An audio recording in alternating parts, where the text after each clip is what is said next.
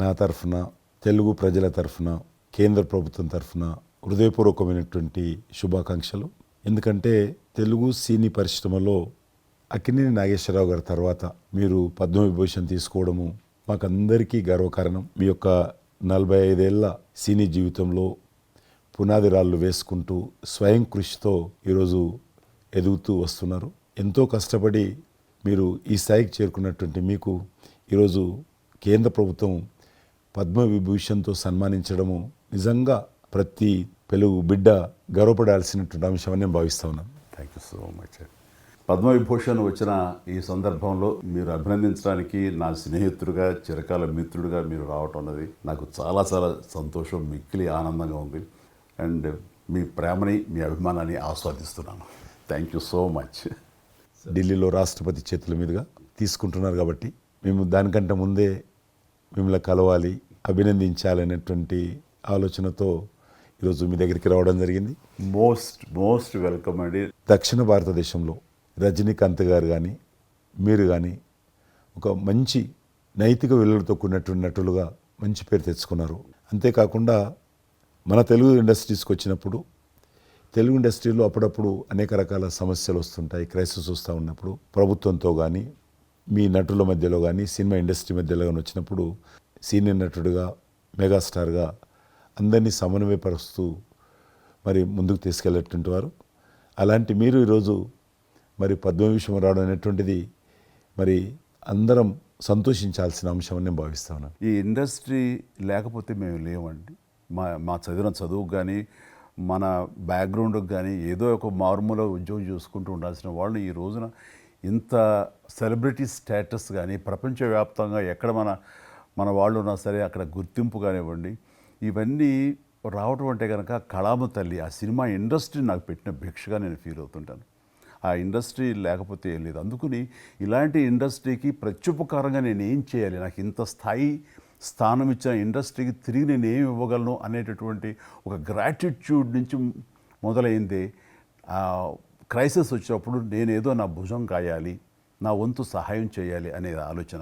ఒక ఇంటికి పెద్ద బిడ్డగా, పెద్ద కొడుకుగా ఆ ఇంటి కుటుంబ బాధ్యతలకి తన వంతు సహాయం ఎలా చేస్తాడో అలాగే నిర్వర్తించాలని ఉంటుంది. కానీ ప్రతిదానికి పెద్ద నేను అనేటువంటి బేషిజానికి మాత్రం పోవాలని కారణం ఒకటి అనుకుంటే మీరంటే అందరు యాక్సెప్టబిలిటీ ఉంటుంది. అది కూడా అది యాక్సెప్టబిలిటీ చిన్నవాళ్ళు కానీ పెద్దవాళ్ళు కానీ ఈ రంగం కానీ ఆ రంగం కానీ మీరు ఏదైనా ఒక మాట చెప్తే దాని మీద మీరు నిలబడతారు, మిగతా వాళ్ళు కూడా మీ మాట గౌరవం ఇస్తారు. అది కారణం నేను అనుకుంటాను. సినిమా రంగం నుంచి రాజకీయాలకు వచ్చి కూడా రాజకీయాలలో మీకంటూ ఒక ప్రత్యేక స్థానాన్ని సంపాదించుకున్నారు. మీరు కొత్త ఒరవడి రాజకీయాల్లో కూడా తీసుకురావడం జరిగింది. మీరు చేపట్టినటువంటి ప్రచార కార్యక్రమం కానీ, మీకు వస్తున్నటువంటి స్పందన కానీ అద్భుతంగా. మేమందరం ప్రతి కార్యక్రమాన్ని వేరే ప్రత్యామ్నాయ పార్టీలో ఉన్నప్పుడు కూడా మీ రాకను మేము గమనించే వాళ్ళము. మీరు చేస్తున్నటువంటి ప్రచారము, కొత్త ఒరవడి మీరు అద్భుతంగా చేశారు. ప్రాంతాలకు అతీతంగా మీకు స్పందన లభించింది, చాలామంది గెలిచొచ్చారు. ఒక ఆర్టిస్ట్గా నేను మంచి స్థితిలో ఉన్నప్పుడు రాజకీయాల్లోకి వెళ్ళాల్సినటువంటి ఒక పరిస్థితులు నెలకొన్నాయి. ఆ సమయంలో నేను ప్రజలకి ఏదో చెయ్యాలనే తప్పనే ప్రధానం తప్ప ఎలాంటి పొజిషన్స్ ఏమిటి దీని మీద నాకు దృష్టి లేదు. ఎందుకంటే అన్నిటికీ మించినటువంటి ఉన్నతమైన స్థానాన్ని వాళ్ళ మనసులో వాళ్ళు ఇచ్చిన తర్వాత దానికి మించి నాకు ఏది కావాలి కోరిక లేదు నాకు. అయితే ఏదో చిన్న ఎత్తున మనకి తెలిసి మనకు అందుబాటులో ఉన్నటువంటి చారిటబుల్ ట్రస్ట్ ఇవి పెట్టి చేస్తాం, నేత్రదానం అని, రక్తదానం అని చేస్తున్నాం. కానీ పెద్ద ఎత్తున చేసే అవకాశం భగవంతుడు ఇస్తే కనుక అది చిత్తశుద్ధితోటి నేను మనసావాచ కర్మేణ చెయ్యాలి అని ఆ రకంగా నా కృతజ్ఞత తీర్చుకోవాలని మాత్రం చూపించాలని మాత్రం నాకు ఎప్పుడు ఉంటుండేది. నాకు ఇప్పటికి జ్ఞాపకం ఉంటుంది. ఇది అంతకుముందు ఒకటే ఉండేది, ఇలాగ పెట్టినప్పుడల్లా ప్రతిసారి మీరే జ్ఞాపకం వస్తారు నాకు. ఎంత కీన్ అబ్జర్వేషన్. రాజకీయంగా ఉన్నప్పుడు మాత్రం నాకు ఎనలేని సంతృప్తి ఎక్కడ లభించిందంటే, ముఖ్యంగా ఇప్పుడు తమరు చేస్తున్నటువంటి శాఖ ఉంది కదా టూరిజం, అది నేను మీకంటే కొంచెం ఒక స్టెప్ ముందుగా దాన్ని నేను అవి నిర్వర్తించినప్పుడు ఆ శాఖలో మంత్రిగా నాకు పొందినటువంటి అనుభూతి కానీ లభించిన సంతృప్తి కానీ అంతా ఇంత కాదు. ఆ రకంగా మాత్రం రాజకీయాలకు వస్తే ఇంత చేయొచ్చా అనేది మాత్రం నాకు సుస్పష్టంగా నాకు అనుభవపూర్వకంగా తెలిసి వచ్చింది మంత్రిగా ఉన్నప్పుడు టూరిజానికి. అది అలా అలా వెళ్ళి ఆఖరికి ఒక కల్నరీ ఇన్స్టిట్యూట్ అనేది నాకు అవకాశం తిరుపతిలో నేను వెళ్ళాను. అద్భుతమైనటువంటి ఇన్స్టిట్యూట్ అది. అంటే క్షమించాలి, అది ఇనిషియేట్ చేసి తీసుకురావడం వరకు నేను చేసి ఇంకా నేను ప్లానింగ్ అంతా మీరు ఉన్నప్పుడే జరిగింది. అంతా జరిగింది. రాబట్టడానికి ఎంత కృషి చేశానంటే అంతా ఇంత కాదు, అది మనకు రాకుండా పోయే పరిస్థితులు ఉన్నాయండి. ఆ టైం లోపల ఒక మినిస్టర్నా ఒక సూపర్ స్టార్నా అన్నీ పక్కన పెట్టేసి ఆ ప్లానింగ్ కమిషన్ చైర్మన్ ఉండేవారు మౌంటిగా అహులువాలి. ఆయన దీన్ని వద్దు, మనకి ఇది వైబుల్ కాదు, ఇది ఫీజిబుల్ కాదు అంటే కనుక కాదని ఆయన గుమ్మందరికి వెళ్ళిపోయి చేతులు కట్టుకుని ఇది ఓకే చేయండి సార్, దీని ఆవశ్యకత అంతా కాదు. ఇండియాలో ఉన్నటువంటి ఎన్ని రకాల స్టేట్స్ ఎన్ని రకాల కల్చర్స్ ఉన్నాయో అన్ని రకాల వంటకాలు ఉండేటటువంటి దేశం మందే. అది నేర్పించే ఒక ఇన్స్టిట్యూషను ఈ రోజున మనకి కావాలి. అదే కల్నరీ ఇన్స్టిట్యూట్. అది మనకు వచ్చింది, దాన్ని మనం నిలబెట్టుకోవాలి. ఇది గొప్ప అవకాశం, ఎంతోమందికి ఉద్యోగం ఇవ్వటమే కాదు మన కల్చర్ని కూడా మనం నిలబెట్టుకోవడం అవుతామంటూ ఆయనతో పోరాడి కన్విన్స్ చేసి ఓకే చేసి ఇక్కడ రాష్ట్ర ప్రభుత్వం ఆ రోజున ఉన్నట్టు రాష్ట్ర ప్రభుత్వం ఒప్పించి రేణుగుంటలో 17 ఎకరాల దాకా చేయించి ఇంకా పెట్టేస్తున్నాం, ఇంకా మనం స్టోన్ వేస్తున్నాం ఇక్కడ అని అనుకున్న సమయంలో ఈ రాష్ట్ర విభజన సమయంలో నేను రిజిగ్నేషన్ టెండర్ చేసి వచ్చింది. అయితే ఫైల్ సంతకం అన్నీ అయిపోయినాయి. దాని తర్వాత ఇమ్మీడియట్గా వచ్చిన కేంద్ర ప్రభుత్వంగా మీరు దాన్ని ఇంప్లిమెంట్ చేసి ఈరోజు రేణుగుంటలో అది మీరు చాలా అద్భుతంగా ఉన్నదండి. ఇంకా దాన్ని ఈ మధ్యలోనే 2 రోజుల క్రితం ఈ మధ్య నేను మా సెక్రటరీని పంపించాను. మళ్ళీ దాన్ని ఇంకా రిక్రూట్మెంట్ కానీ ఇంకా రీడెవలప్మెంట్ కానీ ఇంకా ఏ రకంగా డెవలప్. ఇప్పుడు ఆల్రెడీ మేము ఎస్వి యూనివర్సిటీతో టైప్ చేసుకుంటున్నాము, టీటీడీ వాళ్ళతో టైప్ చేసుకుంటున్నాము, కొన్ని స్టార్ హోటల్స్తో టైప్ చేసుకుంటున్నాము. ఆ రకంగా ఇంకా మీరు ఏదైతే ఆలోచన ఉండనో మీ ఆలోచన ప్రకారం దాన్ని ముందుకు ముందుకు తీసుకెళ్తాం. మీరు రాజకీయాలు ఉన్నా సినిమా రంగంలో ఉన్నా కూడా కల్మషం లేనటువంటి వ్యక్తి అని నేను భావిస్తాను. ఎవరిని పల్లెత్తు మాట అన్నారు, ఇంట్లో అన్నారు అనుకుంటే బయట అన్నారు అనుకుంటాను. పార్టీ పెట్టినప్పుడు కూడా ఎవరన్నా అక్కడక్కడ రాజకీయంగా అన్నా కానీ మీరు వ్యక్తిగతంగా అందరూ గౌరవిస్తారు ఈరోజు ఏ పార్టీలు ఉన్నప్పుడు కూడా. నేను అది ముందస్తుగా చూసింది మీలో కిషన్ రెడ్డి గారు. మిమ్మల్ని మనస్ఫూర్తిగా చెప్తున్నాను, అసెంబ్లీలోకి నేను అడుగుపెట్టినప్పుడు నేను కొత్తవాడిని. నా వెనకాల ఆల్రెడీ ఒకసారి ఎమ్మెల్యేగా చేసి రెండోసారి ఎమ్మెల్యేగా ఉన్న కిషన్ రెడ్డి గారు నా పక్క సీట్లో ఉండేవారు. ఇటు పక్క ఇంకొకరు జయప్రకాష్ నారాయణ గారు, ఆయన ఇటు పక్క చంద్రబాబు నాయుడు గారు, మరో పక్కేమో వైఎస్ఆర్ అందరూ ఉండేవాళ్ళు. వీళ్ళందరూ మాట్లాడుతుంటే వీళ్ళందరూ రాజకీయ ఉద్దండులు మాట్లాడుతుంటే అందరిని చూస్తుండేవాడిని. అక్కడ నాకు వచ్చిన షాక్ ఏంటంటే ఫస్ట్ ఒకళ్ళు దుయ్యబెట్టుకుంటూ తిట్టుకుంటూ అసలు దుర్భాషలు ఆడుకుంటూ కొట్లాడుకునే పరిస్థితి వస్తూ ఇక ఫినిష్ అయిపోయింది, ఇక ఒకళ్ళొకళ్ళు మాట్లాడుకోరు, ఇంకా వీళ్ళు దీర్ఘకాల శత్రువులు వీళ్ళు ఇంకా అనే ఫీలింగ్ వచ్చింది. ఇలా ఉంటుందా అనేది. బట్ దానికి విరుద్ధంగా నేను అసెంబ్లీ అయిపోగానే కారులో నడుచుకెళ్తుంటే ఎవరైతే ఇద్దరు తిట్టుకున్నారో ఒకరొకరు దూషించుకున్నారో వాళ్ళు భుజమే చేసుకుని ఏంది భయ్యా నువ్వు అలా అన్నావు, నువ్వు అనలేదు భయ్యా, అరే నా నాయకుడు చూస్తున్నాడు అనకపోతే బాగుండదని ఇట్లా అంటుంటే నాకు షాక్ తిన్నాను. చాలా ఆశ్చర్యపోయేవాడిని, ఇదే ఇలా ఉంటుందా. మీ సినిమా ఫీల్డ్ కంటే ఎక్కువ నటులు ఉంటారు, మీ సినిమా ఫీల్డ్ కంటే ఎక్కువ నటులు రాజకీయాల్లో ఉంటారేమో అలా అనిపిస్తుంది నాకు. అక్కడ అలాంటి పరిస్థితుల్లో ఒక నిబద్ధతతోటి ఇష్యూ బేస్డ్గా మాట్లాడుతూ తను అనుకున్నవి నిర్దిష్టంగా చెప్పగలిగేటటువంటి నాయకుల్లో మిమ్మల్ని అబ్జర్వ్ చేశాను. మీరు ఎక్కడ ఎవరిని దుర్భాషలాడటం నేను చూడలేదు, ఎవరిని పౌరుషంగా మాట్లాడటం చూడలేదు, ఎవరిని ఎద్దేవా చేయటం రెడిక్యూల్ చేయడం నేను చూడలేదు. మీరు ఎంతసేపు ఇష్యూ బేస్డ్గా మాట్లాడేవాళ్ళు, స్ట్రాంగ్ వాయిస్ చేసుకుని మీరు అనుకున్నది అది ఎంత కరెక్టు, ఎలా అన్యాయం జరుగుతుంది అని ఆ ప్రజలకి మద్దతుగా ప్రజల తరపున నిలబడి మాట్లాడిన నాయకుడుగానే మిమ్మల్ని చూశాను. నేను ఇప్పటికీ అలాగనే ఉన్నాను. అవును, మా పార్టీలో ఉన్న కొంతమంది కానీ బయట ఉన్నటువంటి వాళ్ళు కానీ కొంత మీడియా విలేకరులు కానీ నువ్వు ఆ రకంగా మెత్తగుంటే లాభం లేదు, ఇప్పుడు రాజకీయాలలో నువ్వు కూడా పరుషంగా మాట్లాడాలి, వ్యక్తులను చాలా గట్టిగా మాట్లాడాలి అంటారు. కానీ నేను అదే అంటాను, నేను ఇప్పుడు మారలేను, నాకు అవసరం కూడా లేదు, నేను ఇలానే ఉంటాను. నేను గతంలో ఏ రకమైనటువంటి వాజ్పేయి గారు, లాల్ కృష్ణ అద్వానీ గారు, మా తెలంగాణలో మా వి రామారావు గారు, వెంకయ్యనాయుడు గారు, దత్తాత్రేయ, ఇదంతా నాకు నేర్పారు వాళ్ళు. నేను చిన్నగా ఉన్నప్పుడు నా చేయి పట్టుకొని నడిపారు వాళ్ళు. కాబట్టి నేను ఏ రోజు కూడా చిన్న పొరపాటు చేయకూడదు అనేటువంటి దాంట్లో ఉన్నాను. నేను ఎప్పుడన్నా రాస్తారోకో చేసేవాళ్ళం. రాస్తారోకే మాకు వీర అమరావు గారని సిక్కిం గవర్నర్ ఉండే ఎమ్మెల్సీ, ఆయన వెంటనే ఫోన్ చేసేవాడు. నువ్వు ఎక్కడన్నా పోతున్నప్పుడు ఎవరన్నా రాస్తారోకే చేస్తే ఒక 2-3 గంటలు ట్రాఫిక్ జామ్ అయితే నీకెంత బాధ అవుతుంది? కాబట్టి నువ్వు రాజకీయ నాయకుడు అయినంత మాత్రాన రోడ్డు ఆపేసి ప్రజలను ఇబ్బంది పెడితే ప్రజలకు మేలు చేయాలనుకుంటున్నావా, ప్రజలు ఇబ్బంది పెట్టాలనుకుంటున్నావా? ఈ రకంగా ప్రశ్నించేవాడు.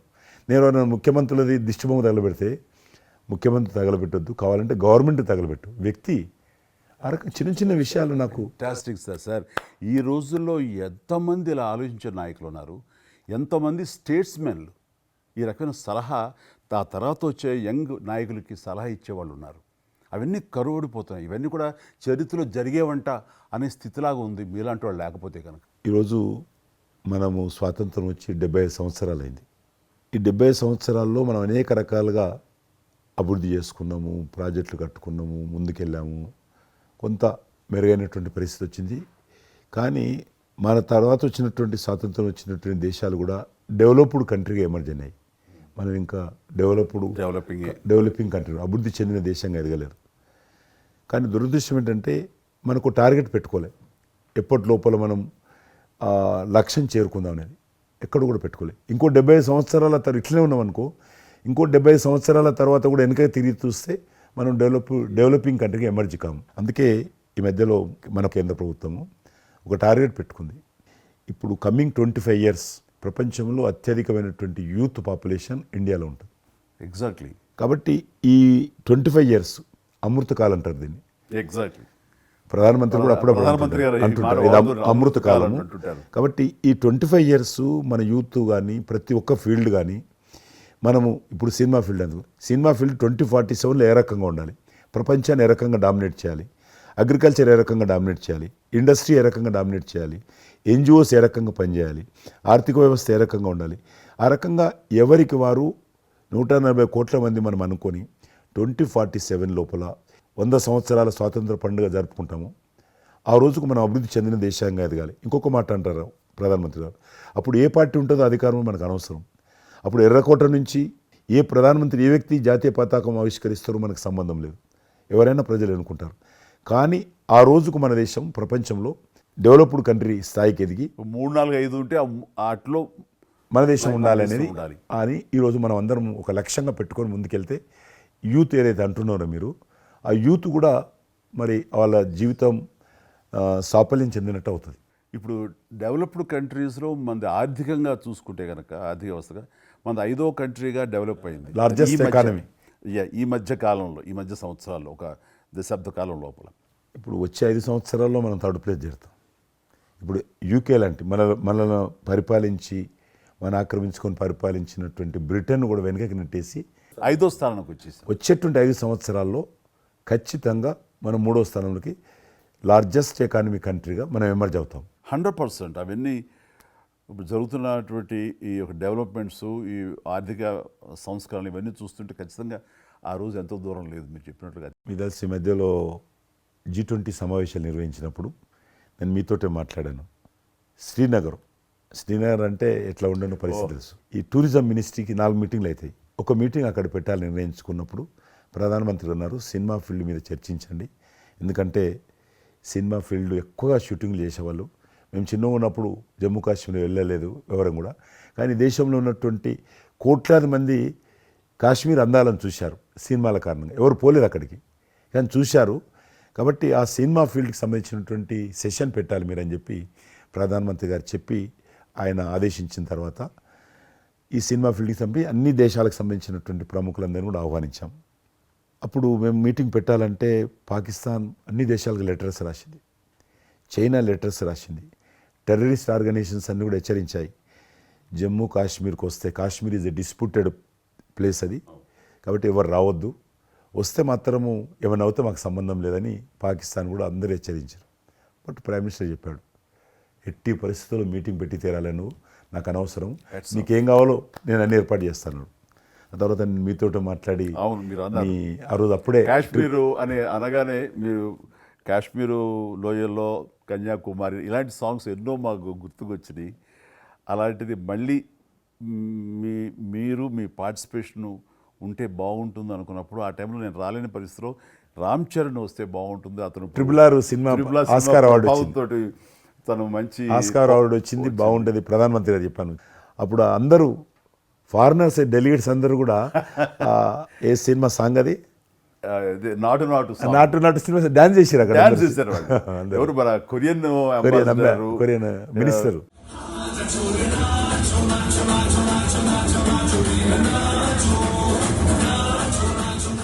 అలాగే ఇంకొక జర్మన్ అంబాసిడర్స్ చాలా మంది కింద మీరు చూసింది కొద్ది మందిని, కింద చాలా మంది చేశారు పాట పెట్టి చేసినప్పుడు. సో ఇప్పుడు మీకు మనవి చేస్తున్నాను, లాస్ట్ 2023లో ఇప్పుడు ఆ ఆర్టికల్ 370 తెలిగించిన తర్వాత 23 కానీ 22 కానీ ఆల్మోస్ట్ మోర్ దెన్ 300 పిక్చర్స్ అవి మరి ఓటీటీ సినిమాలు కావచ్చు, టీవీ సీరియల్స్ కావచ్చు, మన సినిమాలు కావచ్చు, కొన్ని బయట దేశాలకు సంబంధించినటువంటి సినిమాలు కూడా ఆల్మోస్ట్ 300 పిక్చర్స్ షూటింగ్ జరిగాయి అక్కడ లాస్ట్ 2 ఇయర్స్లో. మళ్ళీ తిరిగి మీ ప్రభావంతో ఆయన నరేంద్ర మోడీ గారి చొరవతోటి ఇలాగా G20 కల్చర్ ముఖ్యంగా టూరిజం సంబంధించి సినిమాలను ఎంకరేజ్ చేస్తూ మీరు తీసుకున్న చొరవ, అందులో రామ్ చరణ్కి మీరు ఇచ్చేటువంటి ప్రాధాన్యత ఇవన్నీ కలిపినప్పుడు ఫస్ట్ నా వైఫ్ తన ఫ్రెండ్స్ తోటి ఎక్కడికి వెళదాం ఈ హాలిడే అంటే వాళ్ళ ఫ్రెండ్స్ అందరు కలిపి కాశ్మీర్కి వెళ్ళారు.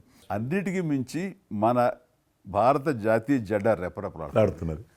మీకు తెలుసలేదు, మా పార్టీ తరఫున మాకు మురళీ మనోహర్ జోషి గారు ఉండేవారు, పార్టీ అధ్యక్షుడు అద్వానీ గారి తర్వాత.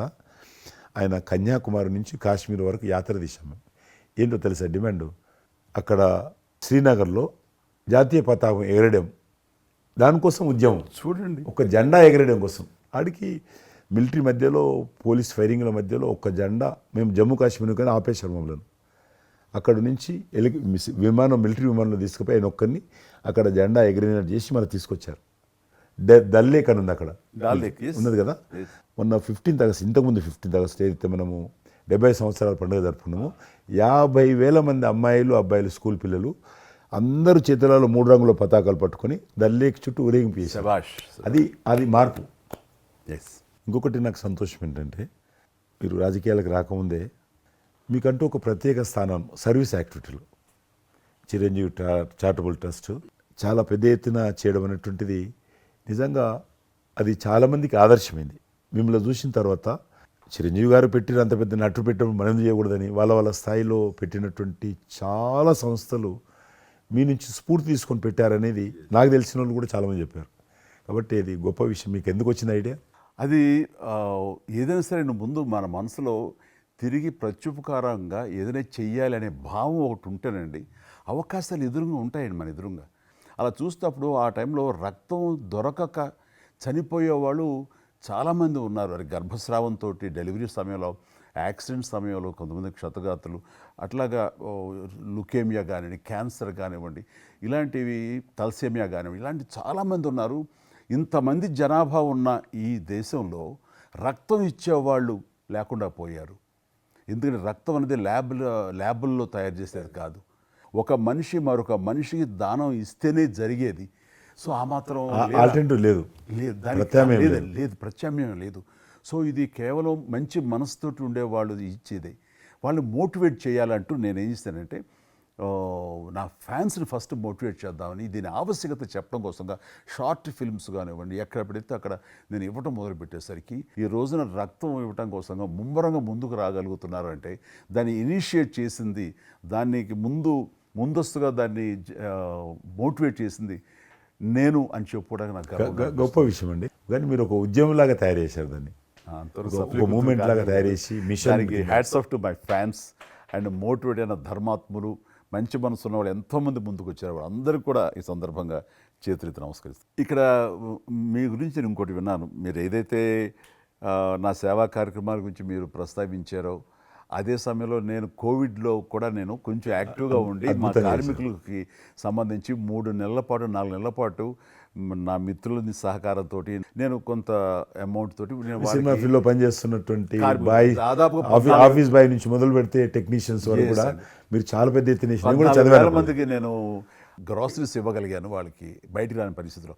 బట్ అదే పరిస్థితిలో మీరు దేశవ్యాప్తంగా మీరు ముఖ్యం ఇక్కడ మన రాష్ట్రానికి సంబంధించి తెలంగాణలో మీరు ఫ్రంట్ లైన్లో ఉండి ప్రతి వాళ్ళని పరామర్శిస్తూ ప్రతి హాస్పిటల్కి వెళుతూ ఎవరైతే ఆ రోజున ఫ్రంట్ లైన్ హీరోస్ ఉన్నారో వాళ్ళందరినీ పరామర్శిస్తూ మీరు అద్భుతంగా పెద్ద ఎత్తున చేశారు. అదే కాకుండా మన ఇండియా లెవెల్లో మీరు corona command control room, corona command control room మీకు మీ ఆధ్వర్యంలో జరిగింది. అప్పుడు మీరు చేసిన సేవల గురించి దేశం ప్రస్తావించారు. అంటే అప్పుడు నోడల్ మినిస్ట్రీ హోమ్ మినిస్ట్రీ ఉండింది. ఏమైనా డైరెక్షన్స్ దేశానికి ఇవ్వాలన్నా, రాష్ట్ర ప్రభుత్వాలకు ఇవ్వాలన్నా, లాక్డౌన్ ఎక్కడ పెట్టాలి, ఎక్కడ పెట్టకూడదు, ఎప్పుడు పెట్టాలా, లాక్డౌన్లో ఏ స్థాయికి వెళ్ళాలా అన్నీ కూడా హోమ్ మినిస్ట్రీ ఇచ్చేది. నేను అప్పుడు హోమ్ మినిస్ట్రీలో ఉన్నాను. ప్రజలకు రోజువారీ అవసరమైనటువంటి 24 మినిస్ట్రీస్, 3 జాయింట్ సెక్రటరీస్ ఒక్కొక్క మినిస్ట్రీ నుంచి 8 గంటల చొప్పున హోల్ నైట్ టు డే 24/7 ఆ బ్యాచ్ కరోనా కంట్రోల్లో కూర్చోవాలి. ఆ రకం కూర్చున్నప్పుడు దానికి యాజ్ ఎ మినిస్టర్గా నన్ను ఇన్ఛార్జ్ పెట్టారు ప్రధానమంత్రి గారు, అమిత్ షా గారు. చాలా అద్భుతంగా నేను కూడా ఆల్మోస్ట్ 1.5 month ఆఫీసులోనే పడుకున్నాను. మిలిటరీ విమానాలలో ఆక్సిజన్ పంపించాను, మీకు తెలుసు. మిలిటరీ విమానాలు ఒక విమానం ఢిల్లీ నుంచి ఆక్సిజన్ తీసుకొని వస్తే గ్రీన్ ఛానల్ ద్వారా హైదరాబాద్ సికింద్రాబాద్ స్టేషన్ వచ్చేంత వరకు కూడా ఎక్కడ ఆగకపోయేది. అంత నెట్వర్క్ గ్రీన్ ఛానల్ అంటారు. ఆ రకంగా విమానాల ద్వారా నేను గాంధీ హాస్పిటల్కి ఆల్మోస్ట్ 12 సార్లు పోయాను లోపలికి. ఎవరైతే వెంటిలేటర్ మీద పేషెంట్స్ ఉంటారో నేను బుక్ ఒకటి ప్రింట్ చేశాను. వెంటిలేటర్ మీద పేషెంట్ దగ్గరగా మాట్లాడాను. దేవుడి మీద భారం ఇచ్చి తిరిగాను. ఆ రకంగా ఎందుకు వెళ్ళానంటే ఏదో పబ్లిసిటీ కోసం కాదు. డాక్టర్లు పనిచేస్తున్నారు, ఆడ నర్సులు పనిచేస్తున్నారు, ఆడ శానిటేషన్ సిబ్బంది పనిచేస్తారు, క్లీన్ చేయడం. వాళ్ళు పనిచేస్తున్నప్పుడు మనం వాళ్ళని గాలికి వదిలేసి మీరు పని చేయండి, మేము రాజకీయ నాయకులము, మేము ఇళ్ళల్లో ఉంటాము, మేము రాము అని కూడా దాన్ని బట్టి నేను లోకల్గా ప్రజాప్రతినిధిని, ఎంపీని అని చెప్పి మా ఇంట్లో భయపడుతున్నా, అందరూ భయపడుతున్నా, ప్రెస్ వాళ్ళందరూ వచ్చేవాళ్ళు. ప్రెస్ వాళ్ళందరినీ గేట్ కాడ బయట మెయిన్ గేట్ కాడ ఆపాడారు. ఇక నేను పోయేవాడిని, మొత్తం చూసేవాడిని.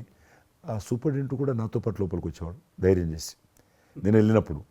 ఆ రకంగా పూజారులు ఉంటారు దేవాలయాలలో. పూజారులు కూడా చాలా పేదవాళ్ళు ఉంటారు, మీకు తెలుసు. వాళ్ళకు దేవాలయాన్ని క్లోజ్ అయినాయి కదా. ఆ టైంలో పూజారులు అందరికీ గ్రాసరీస్ పంపించడము, మీలాంటి వాళ్ళ దగ్గర పెద్దవాళ్ళ దగ్గర సాయం తీసుకొని మా కార్యకర్తలకు పంపించడము, పోలీస్ స్టేషన్లో పోలీసుకు పంపించడము, హోంగార్డ్స్ పంపించడము. ఈ రకంగా నేను కూడా కొద్దిగా గొప్ప చేశాను. ఇక్కడ మా వాళ్ళతోటి కలిసి నా కాన్స్టిట్యున్సీ చూసి ఈవెన్ నా పార్టీలో ఉన్నటువంటి నాకు పనిచేసినటువంటి పేద కుటుంబాల కార్యకర్తలకు కూడా గ్రాసరీస్ పంపించాను నేను. ఆ రకంగా కూడా వర్కౌట్ చేశాను. మీ కుటుంబంలో కూడా చాలామంది మీకు బంధువులు సినిమాలు వచ్చారు. అందులో 2 ప్రముఖంగా మీ అబ్బాయి చరణ్ గారు కావచ్చు, మీ సోదరుడు పవన్ కళ్యాణ్ గారు కావచ్చు. వాళ్ళిద్దరిట్లో మీకు నచ్చిన సినిమా ఏముంటుంది? పవన్ కళ్యాణ్ సినిమాల్లో నాకు తొలి ప్రేమ ఒకటి చాలా ఇష్టం, బద్రీ ఇష్టం, అలాగే జల్సా అనే ఇంకో సినిమా, అత్తారింటికి దారేదైతే చాలా నేను చూశాను. అవి తను చేసినవి సినిమాలైనా అన్నీ కూడాను అద్భుతమైన సినిమాలు, 1-2 తప్ప. అండ్ చరణ్ రెండో సినిమా మగధీర నభూతన భవిష్యత్. మీరు అసెంబ్లీలో నాకు వచ్చి చెప్పారు, ఏది మగధీర రిలీజ్ అయిన రోజు ఉన్నారు మీరు, జ్ఞాపకం ఉందో లేదో మీకు? కరెక్టే కదా, మీరు షేర్ చేశారు. చాలా బాగా నడుస్తుంది మా అబ్బాయిది, మంచి. అదే టైంలో మీరు అసెంబ్లీలో కూడా చెప్పారు మాకు, మామూలుగా మాట్లాడుతున్నారు, మగధీర చాలా అద్భుతంగా వచ్చింది, చిరంజీవి అని. మీరు ఎంత సంతోషపడిపోయారో. మీకు రాజకీయంగా మీ తదనంతరం లేదా మీతో పాటు మీ బంధుగణంలో కానీ మీ బంధువులో కానీ మీరు ఎంకరేజ్ చేసిన మీ శిష్య వర్గంలో కానీ ఎవరైనా ఉన్నారా? అంటే నేను మా కుటుంబం నుంచి ఎవరిని ప్రోత్సహించలేను. ఎవరన్నా ఇష్టం ఉంటే వాళ్ళు రావాలి ఫ్యూచర్లో. నేను ప్రోత్సహించలే ఎవరిని కూడా. నాకు పార్టీలో గ్రూప్ అంటూ లేదు.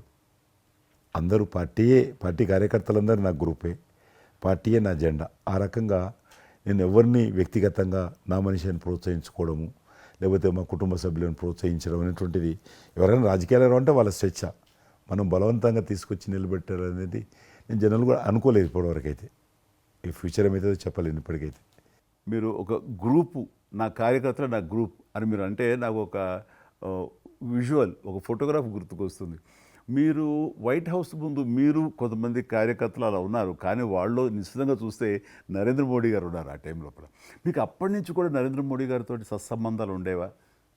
అద్వానీ గారు ప్రెసిడెంట్ ఉన్నప్పుడు 1994లో నేను అప్పుడు యూత్ వింగ్లో పనిచేస్తున్నాను. American council of young political leaders, అది యుఎస్ గవర్నమెంట్ ఏజెన్సీ.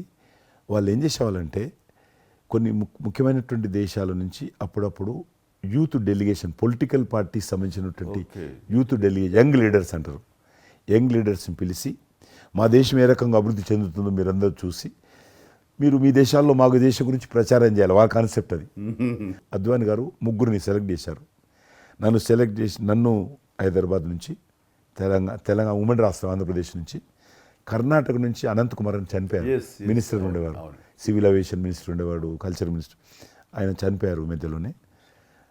అక్కడ గుజరాత్లో అరగని పార్టీకి సెక్రటరీ ఉండేవాడు నరేంద్ర మోడీ గారు, అప్పుడు మినిస్టర్ కాదేం కాదు. మా ముగ్గురిని సెలెక్ట్ చేసి ఢిల్లీకి పిలిచాడు. పిలిచి ఇట్లా మీరు పార్టీ తరఫున పోవాలి అని చెప్పి, నన్ను కూడా నువ్వు పోవాలన్నప్పుడు నాకు పాస్పోర్ట్ లేదు, నాకు చాలా చిన్న ఏజీ, ఫ్లైట్లో మొదటిసారి పోయినా నేను. తొందర రమ్మంటే మా పార్టీ ఫ్లైట్ టికెట్ ఇస్తే పోయాను. మాట్లాడినాక వారు చెప్పారు మీరు ముగ్గురు కూర్చున్నాక ఇంటి ముందోటి కటింగ్ షాప్ ఉంది, నరేంద్ర మోడీ గారి గడ్డ ఉంది, నాకు గడ్డ ఉంది, చిన్నోని మీరు దగ్గర క్లీన్ షేవింగ్ చేసుకురా అన్నాడు.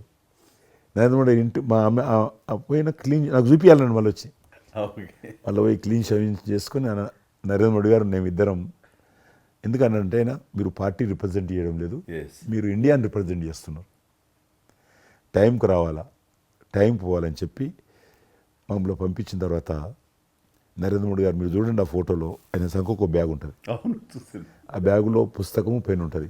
మేము రాజులాగా పుస్తకం లేదు, పెన్ లేదు, మేము పోతుంటే అందులో భాగంగానే వైట్ హౌస్ లోపల రాణించేవాళ్ళు, చాలా దూరంకి వెళ్ళి, కానీ చూపించేవాళ్ళు. బయట ఉండే కొంత అమెరికా ఇది వైట్ హౌస్ అక్కడ కనిపిస్తుంది, అందులో అది ప్రెసిడెంట్ రూము, ఇక్కడ కనిపిస్తుంది కిచెను, ఇది కాన్ఫరెన్స్ హాలు. బయట నుంచి అందరు చెప్పేటోళ్ళు చాలా మంది ఉండేవాళ్ళు, గైడర్స్, టూరిస్ట్ గైడ్స్ ఉంటారు కదా, వాళ్ళు చాలామంది అక్కడ పోతే చెప్పేవాళ్ళు. ఆ రకంగా అక్కడ దిగినటువంటి ఫోటో అది. ఎందుకు రిలీజ్ చేశానంటే ప్రధానమంత్రి గారు అయిన తర్వాత నాకు ఫోన్ చేశాడు, కిషన్ ఏమన్నా మీ దగ్గర ఫోటోలు ఉన్నాయా? ఆయన దగ్గర లేవు పాపం. ఓకే, నాకు ఫోన్ చేశాడు. నేను ఎమ్మెల్యే క్వార్టర్స్లో అవన్నీ ఫోటోలు తీసినాక ఇంత కట్ట ఉండే కానీ అన్నీ అంటుకొని ఒకటి మనకు తెలియదు కదా, మొత్తం పాడిపోయినాయి. 8 ఫోటోలు దొరికినాయి. అందులో ఏదో ఒకటి దొరికింది, బోటు థమ్స్అప్ తాగుతూ, అప్పుడు థమ్స్అప్ తాగొద్దని కూడా తెలియదు, ఇది మల్టీనేషనల్ కంపెనీ అటువంటి ఏం లేదు అప్పుడు. బోట్ నడిపిస్తున్న ఫోటో, ఇవన్నీ కూడా కొన్ని దొరికితే పంపించాను. ఆయన ఏ వైట్ హౌస్ ముందు అయితే నేను ఫోటో దిగాను గేట్ కాడ, ఈరోజు అదే వైట్ హౌస్ ఆహ్వానం మేరకు వైట్ హౌస్ లోపలికి వెళ్తున్నానని ఆ ఫోటో రిలీజ్ చేశాడు. Excellent experience prime minister. ఆ ఫోటో అది బయటకు ఆ ఫోటో బయటకు వచ్చింది. ఆ రోజు ప్రైమ్ మినిస్టర్ గారు అయిన తర్వాత అమెరికాకి వెళ్తున్న రోజు రిలీజ్ చేసిన ఫోటో అది. మీరు మాకు ఒక మాట ఇచ్చారు, మీరు మన ఆఫీస్ ఏదైతుందో టూరిజం ఆఫీసు ఢిల్లీలో నేను వస్తాను, మన ఇద్దరం ఒకసారి అన్నారు. కానీ మీ ఒత్తిడి కారణంగా మన ఒత్తిడి కారణంగా జరగలేదు. ఇంకా అది రేపు ఎలక్షన్స్ తర్వాత మళ్ళీ అది చెప్పలేము కాబట్టి అది వస్తాను. అది కాకుండా మీరు నాకు ఇంకా జ్ఞాపకం, ఆఫీస్లో ఉన్నప్పుడు నాకు గర్వం ఫీల్ అవుతాను. ఎందుకంటే మీరు పెట్టిపోయినటువంటి ఫోటోలు, ఇండియాకి సంబంధించినటువంటి టూరిజం డెస్టినేషన్ యొక్క ఫోటోస్ ఏవైతున్నాయో అవి ఇంకా ఆ రకంగానే ఉన్నాయి. నేను అడిగిన ఎవరు పెట్టారంటే చిరంజీవి గారు పెట్టారంటారు. డ్రైవర్ కూడా మీకైతే డ్రైవర్ ఉండను, అతను ఇప్పుడు నా దగ్గర ఉన్నాడు, రణధీర్. మీకు చెప్తుంటాడు, సార్ మై చిరంజీవి సాబ్ కभी మై సాబ్ డ్రైవర్ మై చలాయితా ఉనకా గాడి ఢిల్లీ మే అది ఆప్కు మై చలా రూమ్ సాప్ అంటాడు. ఇంకా ఉన్నాడు పాపం. చాలా సీనియర్ అండి అతను, చాలా మంచోడు. మన ఉమ్మడి ఆంధ్రప్రదేశ్ ఉన్నప్పుడు మనం ఇండియాలోనే మనమే ఆరోగ్యశ్రీని ప్రారంభించామన్నది నాకు తెలిసినటువంటి వాస్తవం. ఆ తర్వాత మిగతా రాష్ట్రాలు కూడా వ్యాపించింది అనేది చాలా ఇది. అలాంటి ఆరోగ్యశ్రీకి కిషన్ రెడ్డి గారే ఆద్యులు, అంకురార్పణ చేసిన వాళ్ళు అని బయట బాగా వెనుకడు ఉంది. ఆ తర్వాత ప్రభుత్వాలు పికప్ చేస్తాయి. అది ఎందుకు, ఎలాగా, అది మీరు ఎట్లా ఇనిషియేట్ చేశారు ఆరోగ్యశ్రీ అనేది? 2004 నేను ఎమ్మెల్యే అయినప్పుడు పేరున్న మందకృష్ణ మాదిక్ గారు, ఆయన వాళ్ళకు సంబంధించినటువంటి ఎస్సీ వర్గీకరణ మీద పోరాటం చేస్తూనే సామాజిక సమస్యల మీద కూడా పోరాటం చేసేవారు. దివ్యాంగులకు పెన్షన్ పెంచాలని ఆయన తిరుగుతున్నప్పుడు ఈ అనేక జిల్లాలలో గుండె జబ్బులు ఉన్నటువంటి పిల్లలు జన్మించేవాళ్ళు. వాళ్ళకు ఆ రోజు ఒక ఆపరేషన్ చేయాలంటే 10 లక్షలు, 12 లక్షలు, 13 లక్షలు అయ్యేది. పేదవాళ్ళకి అది అవకాశం ఉండేది కాదు. చాలామంది చనిపోయేవాళ్ళు కూడా. అప్పుడు రాజశేఖర రెడ్డి గారు ముఖ్యమంత్రిగా ఉన్నారు. మేము ట్యాంక్ బండ్ కింద అంబేద్కర్ భవనం ఉంది, అక్కడ మీటింగ్ పెట్టుకున్నాము. ఒక 3,000 మంది పసిపిల్లలు వాళ్ళ తల్లిదండ్రులు వచ్చారు. మీటింగ్ అయినాక ఆ మీటింగ్లోనే ఒక అబ్బాయి చనిపోయాడు. ఇప్పుడు ఏం చేయాలి ప్రాబ్లం అబ్బాయి కాదు. సేమ్ అబ్బాయి అంతే వచ్చాడు, చిన్న పసిబాబు అందే వచ్చాడు, అబ్బాయి చనిపోయాడు. మేము ఏం చేసినాం, నేను మందకృష్ణ గారు కలిసి, నేను కూడా ఉద్యమానికి వెళ్ళాను. ఆ అబ్బాయి డెడ్ బాడీ పట్టుకొని అంబేద్కర్ ట్యాంక్ బండ్ నుంచి అంబేద్కర్ విగ్రహం దగ్గరకు వచ్చాం. మాతో పాటు ఆ పసిపిల్లలందరినీ తీసుకొచ్చాం. 3,000 మంది పసిపిల్లలు. అంబేద్కర్ విగ్రహం, ట్యాంక్ బండ్ దగ్గర అంబేద్కర్ విగ్రహం మొత్తం ఆ పిల్లలు వాళ్ళ తల్లిదండ్రులు కూర్చున్నాం, డెడ్ బాడీ పెట్టుకొని కూర్చున్నాం.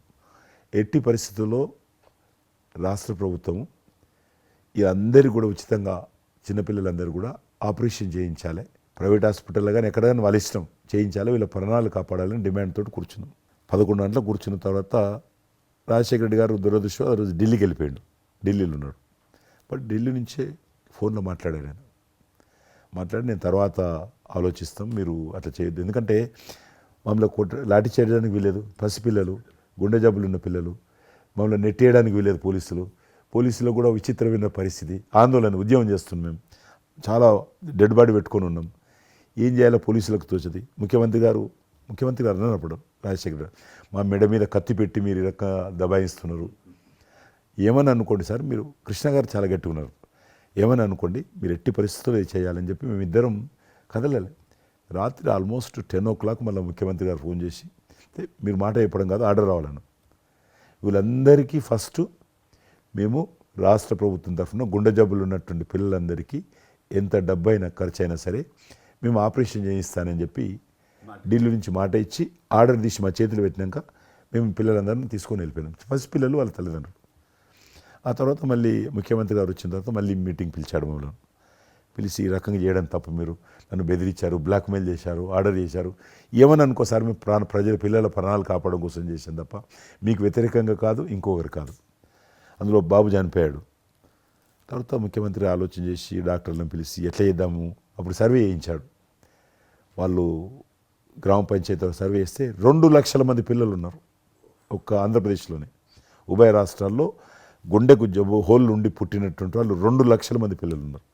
ఇంతమందికి నేను ఎట్లా చేస్తా అది ఇదని మళ్ళీ సర్వే వచ్చిన తర్వాత వెరిఫికేషన్ వచ్చిన లిస్ట్ తీశాడు, అంచనా వచ్చిన తర్వాత అప్పుడు ఆయన ఇన్సూరెన్స్ ఏదైనా చేద్దామా అని, ఆయన డాక్టర్ కదా ఒరిజినల్గా, ఆయన డాక్టర్ వృత్తి చదువుకున్నది MBBS, ఆయనకి ఈ విషయం బాగా తెలుసు కాబట్టి ఏం చేద్దామని ఆలోచన చేసి అప్పుడు ఇన్సూరెన్స్ పథకం ఆ పిల్లల కారణంగా, గుండె జబ్బులు ఉన్నటువంటి పిల్లల కారణంగా ఆ 2 లక్షల మందికి పిల్లలు ఇన్సూరెన్స్ చేయాలన్న వచ్చినటువంటి ఆలోచనే ఈ ఆరోగ్యశ్రీ పథకం. అలా మీరు ఇనిషియేట్ చేసినటువంటి ఈ ఆరోగ్యశ్రీ కానివ్వండి, ఇది నిజంగా ఇలాంటి సామాజిక స్పృహ అనేది రాజకీయంగా ఆలోచిస్తే వచ్చేది కాదండి. ఇది మానవతా విలువలతోటి, మానవత్వంతో ఆలోచించారు కాబట్టి ఈ రోజున అది సఫలీకృతం కాగలిగింది. భారతదేశంలోనే అది ఒక అందరూ ఆచరించేటువంటి గొప్ప పథకం అయింది. అది ఎంతమంది లబ్ధి పొందుతారో వాళ్ళందరూ బ్లెస్సింగ్స్ మీకు ఉండాలి. అసెంబ్లీలో ఉండగా నాకు ఒక రిప్రజెంటేషన్ ఇచ్చారు. ఈ హోమ్ గార్డ్స్ గురించి మీరు తీసుకున్న శ్రద్ధ ఆహ్వానించిన మీరు పడ్డ తపన కానీ అంతా ఇంత కాదు. అండ్ అది మీరు ఈ రోజున వాళ్ళకి ఏదైనా లబ్ధి చేకూరిందంటే దానికి కూడా నాంది పలికిన వాడు కిషన్ రెడ్డి గారు. 3,000 జీతం ఉండేది సార్ వాళ్ళకు, కుటుంబము.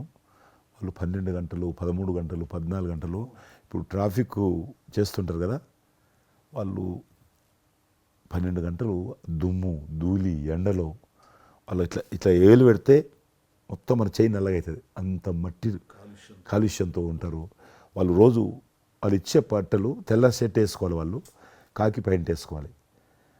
ఉదయం వేసుకునే షర్టు 2 గంటలలో కలర్ మారిపోతుంది. మనం ఇచ్చేటువంటి 3,000 రూపాయలు అలా డ్రెస్ ఉతకడానికే సరిపోతుండే. అందుకే కిషన్ రెడ్డి గారు మీరంటే ఎందుకు గౌరవం అంటే, మీరు రాజకీయ లబ్ధి గురించి ఎప్పుడు చూసేవాళ్ళు కాదు, మీ కాన్స్టిట్యున్సీకే పరిమితమైన మీరు ఎప్పుడు కాదు, విస్తృతంగా అందరికీ లబ్ధి చేకూరే విధంగా తీసుకున్నారు. కాబట్టి అలాంటి మీకు ఆ బలం మీ వాయిస్కి ఆ స్ట్రెంగ్త్ అలాగా. ఎందుకంటే మీ ఆశయంలో ప్యూరిటీ ఉంది, మీ ఆశయంలో చిత్తశుద్ధి ఉంది మీ ఆచరణలో. కాబట్టి మీలాంటి నాయకుల వల్లనే అవుతుంది ఏదైనా సరే.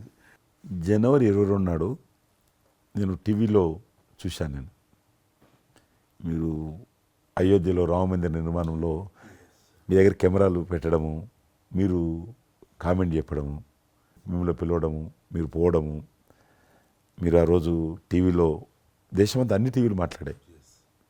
మీకు మీరు ఏ రకంగా ఫీల్ అనిపించింది మీకు?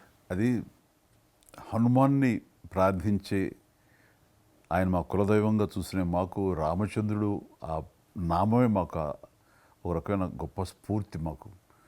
అలాంటి రాముడు మమ్మల్ని ఆహ్వానించినట్టుగా అనిపించిందండి. అది అక్కడ 500 సంవత్సరాలుగా ఎన్నో అక్కడ ఉన్నటువంటి ప్రాబ్లం అనేది అది సునాయాసంగా చేయటం అన్నది అది ఆయన వల్లనే అయ్యింది, నరేంద్ర మోడీ గారు తలుచుకోబట్టి అయ్యింది అనేది. అలాంటి దానికి మేము ఆహ్వానించబడటం అనేది అది మేము చూసుకున్న అదృష్టం, మా పుణ్యం. చాలామంది అందరము భయపడ్డాం ఏమైతే పోతుందో, దేశంలో గొడవలు అయితే మత కళాలు జరుగుతుందేమో. కానీ అదృశ్యం ఏంటంటే ముస్లింలు కూడా చాలామంది సానుకూలంగా. ఇక్కడ నేను ఒక విషయం చెప్పాలి. నేను రామ మందిరం నుంచి నా హోటల్ ఉంది అక్కడ. ఆ హోటల్కి వెళ్ళడానికి నేను కారు హైర్ చేసుకున్నాను మా ఫ్యామిలీ. అది ముస్లిం డ్రైవర్. సో ఈ రోజున ఇంత కాంట్రవర్షియల్ ఈ ప్లేస్లో ఈ రోజున టెంపుల్ కట్టడంపై మీరందరూ ఎక్కడో కొంత అసంతృప్తితో ఉండుంటారు కదంటే. కాదండి, ఈ రోజు నుంచి మా టెన్షన్ రిలీవ్ అయిపోయింది, మేము చాలా రక్షణతో ఉన్నాం అన్న ఫీలింగ్ ఉంది. ఎంత హిందూ కాన్వర్జేషన్ అండి. ఇక్కడ 144 సెక్షన్ ప్రివేల్ అవుతూ ఏ రోజున ఏం గొడవలు జరుగుతాయి, ఎక్కడి నుంచి ఏ ఘర్షణలు జరుగుతాయి, స్కూల్కి వెళ్ళి మా బిడ్డలు వస్తారా వెళ్తారా అనే టెన్షన్లో ఉండేవాళ్ళం మేమంతా. అండ్ అలాంటి ఘర్షణలో వాళ్ళు ముస్లిమ్సా లేకపోతే హిందూస్ అని ఏం చూడరు కదండి, ఎవరు అందరూ సఫరర్సే. అలాంటి పరిస్థితులు ఇప్పుడు నెలకొన్న సమయంలో ఎలాంటి గొడవలు లేకుండా ముందు ఒక నిర్ణయం తీసేసుకున్నారు. ఎస్, రామ మందిరం కట్టేసారు, అయిపోయింది. ఇక్కడి నుంచి లిఫ్ట్ చేసేసారు 144 సెక్షన్, ఇంకేమి లేదు, అన్నీ సజావుగా సాగిపోతాయంటే మాకు సెక్యూర్డ్ ఫీలింగ్ వచ్చింది, మా బిడ్డలకు రక్షణగా ఉంది, మాకు ఇంకేమి కాదన్న భరోసా వచ్చింది మాకు. వీఆర్ సో హ్యాపీ అని ఒక ముస్లిం సోదరుడు అన్నారు. ఇప్పుడు అదే మీరు ప్రస్తావిస్తున్నారు. ఇప్పుడు చాలామంది ముస్లిమ్స్ వెళ్తున్నారు చూడడానికి, దర్శనం చేసుకోవడానికి. ఒక అమ్మాయి అయితే బాంబే నుంచి నడుచుకుంటూ వచ్చింది, 22nd చేరుకుంది అక్కడ అమ్మాయి. ఓకే, నేను ఉన్నాను వెనకనే ధైర్యాన్ని ఇచ్చేటువంటి మన ప్రధాని గారు, ఈ భారత ప్రభుత్వం ఇవన్నీ కలిపి దోహదపడ్డాయి. అందుకని ఆయన ఒక మాట అన్నారు అయోధ్య టైంలో, మొన్నటిదాకా టెంట్లో రాముడిని చూసాం, ఇంకా రావుడికి ఆ పరిస్థితి లేదు, ఆయన ఒక పర్మనెంట్ స్ట్రక్చర్లో ఉంటాడు అని అన్నప్పుడు అందరూ మంచి రెస్పాన్స్ ఇచ్చారు, బాగా రెస్పాండ్ అయ్యారు. అట్లాగా ఈ రోజున ఆయన తీసుకున్న ప్రతి కార్యక్రమం కూడాను ఒక మత సామరస్యాన్ని సూచిస్తుంది. దానికి నేను ఒక్క విషయం కూడా చెప్తాను, మీరు చెప్పారు కదా, నేను ఎలక్షన్ ప్రచారానికి 2019లో కానీ అంత ముందుగానే వెళ్ళేవాడిని. డిఫరెంట్ రీజన్స్ మా పార్టీకి సంబంధించి కావచ్చు, ఇతరత్ర కావచ్చు. మేము వెళ్తున్నప్పుడు ముస్లిం సమాజాన్ని బస్తీలు కూడా వస్తాయి కొన్ని. మేము ఎంత మైకులు పెట్టుకొని డ్రమ్ కొట్టుకుంటూ పోయినా కూడా ఒక్కరు కూడా బయటకు వచ్చేవాళ్ళు కాదు. ఇప్పుడు పరిస్థితి త్రిపుల్ తలాక్ అని ఒకటి ఉండేది, అది ముస్లింలో ఒక సాంప్రదాయం. అది ఏదైనా భర్త కోపం వచ్చినా 3 సార్లు తలాక్ అంటే ఆడబిడ్డ ఇంటి నుంచి వెళ్ళిపోవాలి. 3 సార్లు అంటే తలాక్ అంటే వెళ్ళిపోవాలి. అయితే దాన్ని మోడీ గారు త్రిపుల్ తలాక్ సిస్టాన్ని చట్టం చేసి ఇది చేయడానికి వీల్లేదు, ముస్లిం మహిళలకు కూడా హక్కులు ఉంటాయి అని చెప్పి ఆయన చేశాడు. అప్పుడు కూడా చాలామంది భయపెట్టించారు, మత కళాలు జరుగుతాయి, అట్లా వేయొద్దు, నువ్వు ముస్లిం పర్సనల్ విషయాల్లో మీరు జోక్యం చేసుకుంటున్నారంటే ఆయన చాలా వివరంగా చెప్పాడు. ఈరోజు నువ్వు ఒక భర్తగా నీ భార్యకు తలాక్ అని ఇచ్చేసి పంపించేస్తున్నావు. రేపు నువ్వు తండ్రి అవుతావు, తండ్రి అయిన తర్వాత కూడా మీ అల్లుడు నీ కూతురుకు తలాక్ తాగని విడాకులు ఇచ్చి పంపిస్తే అప్పుడు నువ్వు ఎంత బాధపడతావు? కాబట్టి ఏ తండ్రి అయినా సరే అట్లా ఉంటుంది. కాబట్టి ఇది ఈ రకమైనటువంటి ఉండకూడదని చెప్పి ఆయన త్రిపుల్ తలాక్ రద్దు చేస్తే, నేను ప్రచారానికి వెళ్తున్నప్పుడు అంతకుముందు బయటకు వచ్చేవాళ్ళు కాదు. ఉదాహరణకు నేను ఇట్లా పోతున్నాను అనుకోని, రోడ్డు రథం మీద నేను పోతుంటే ఇటు సైడ్ నుంచి ఒక ముస్లిం అలా భార్యను కూర్చుని పెట్టుకొని మోటార్ సైకిల్ మీద నడుపుకుంటూ వచ్చేవాడు. ఇప్పుడు ఏం చేస్తున్నంటే భర్తకు చూడకుండా ఎన్నుకున్నటువంటి భార్య పరద లేపి ఇట్లా నాకు ఊపుతున్నా చెయ్యి. ఇది నేనే సాక్ష్యం. అంత మార్పు వచ్చింది. కర్టన్స్ ఓపెన్ చేసి బస్తీలలో పోతే ఇండ్ల ముందుకు వెళ్తుంటే ముస్లిం ఆడబిడ్డలు వచ్చి, మాతృమూర్తులు వచ్చి, తల్లులు వచ్చి చేతులు ఊపుతున్నారంటే నిజంగా సంతోషం. అంటే ఆడబిడ్డలో 10 కోట్ల మంది ముస్లిం ఆడబిడ్డలు ఉంటారు ఈ దేశంలో. కానీ అది రావడంతో వాళ్ళకు ఒక ధైర్యం వచ్చింది. వ్యతిరేకత లేకుండా ఏ ప్రొటెస్ట్ లేదు. అదే ఫస్ట్ ఆఫ్ ఆల్ విజయం. కాబట్టి ఈరోజు ఆ రకంగా మీరు చెప్పిన దాన్ని బట్టి వాతావరణం మార్పు వచ్చింది. ఈరోజు మత కళాలు లేవు, కర్ఫ్యూలు లేవు. హైదరాబాద్లో ఎన్ని గొడవలు జరుగుతుండే, ఒక్క గొడవ లేదు ఎక్కడ. బాంబేలో, యూపీలో ఎక్కడ చూసినా మత కళాలు ఉండేది. ఈరోజు ఆల్మోస్ట్ 98% కమ్యూనల్ క్లాసెస్ అయిపోయినాయి. ఎక్కడ కూడా కర్ఫ్యూ అనే లేదు. దేశంలో ఎక్కడో దగ్గర కొన్ని నగరాలలో కర్ఫ్యూ ఉంటుండేది, కొన్ని నగరాల్లో మత కళాలు జరుగుతుండేది. ఎక్కడో ఒక దగ్గర యూపీలోను, మధ్యప్రదేశ్లోను, మహారాష్ట్రను, ఇప్పుడు బీహార్లోను ఎక్కడ వింటలేదు, ఎక్కడ లేదు. ఈవెన్ జమ్మూ కాశ్మీర్ లాంటి రాష్ట్రంలో కూడా 144 సెక్షన్ లేనటువంటి పరిస్థితి ఉన్నది. మీరు వేయించాలంటే అద్భుతంగా ఉంది మాట. అది నరేంద్ర మోడీ గారు చాలా విజనరీగా ఆ రకంగా చేశారు. చాలా సంతోషం కృష్ణరెడ్డి గారు. మీరు నన్ను అభినందించడానికి అవార్డు తీసుకుంటున్న సమయంలో ఆ పురస్కరించుకుని మీరు వచ్చినందుకు, నన్ను అభినందించినందుకు ధన్యవాదాలు తెలియజేస్తూ, మీతో ఇంతసేపు సంభాషించడంలో ఎన్నెన్నో విషయాలు తెలుసుకున్నాను. నాకు అనుభవపూర్వకంగా తెలిసినవి మీతో పంచుకున్నాను. అండ్ మీలాంటి నాయకులు రావాలి, ఉండాలి, మరి ఎంతోమందికి ఇన్స్పిరేషన్గా ఉండాలి.